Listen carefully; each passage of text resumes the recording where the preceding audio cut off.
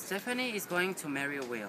They have been dating for a long time, when suddenly Will goes to the hospital for an overdose. Therefore, he gets in coma.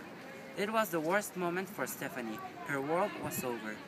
A long time passed, so Stephanie's best friend Brittany recommends her to go to take some special attention so that people help her to continue her life. When she finds a group in which she finds herself comfortable, she meets Robert, the one that helped her to overcome her husband problem. She fell in love with him, and after 6 months of seeing each other, she discovers that she's pregnant of him. When she decides to tell Robert the good news, Stephanie's phone rings. Will's Dr. Seals tells her that Will returned from death, so she finds herself in a big problem. Because she's in love with Robert, but she doesn't know what feelings she has to Will. She has to choose, so she decides to stay with Robert.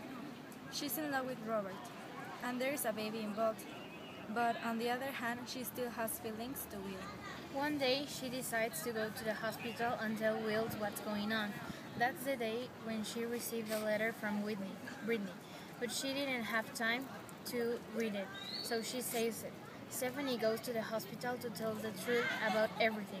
When Will hears that her ex-wife found another boyfriend, he takes a decision.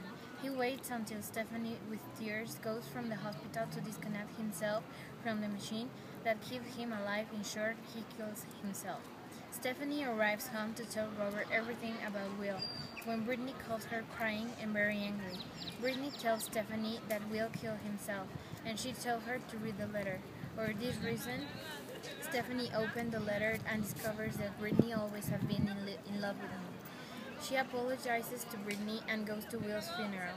She left him 3 roses. 8 months later, Stephanie gives birth to a beautiful man baby called William.